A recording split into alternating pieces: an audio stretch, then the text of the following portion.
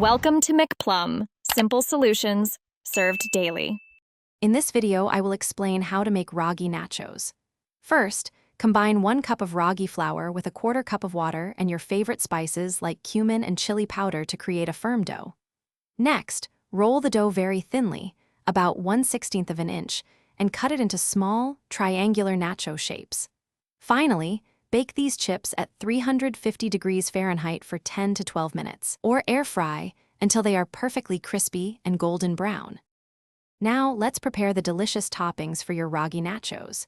Begin by finely chopping fresh vegetables such as 1 small onion, 2 ripe tomatoes, and 1 colorful bell pepper.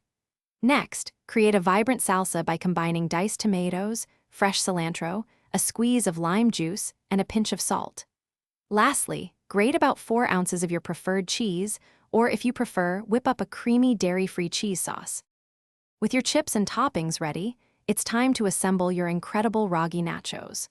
Start by arranging a single layer of your crispy ragi chips on an oven-safe plate or baking sheet.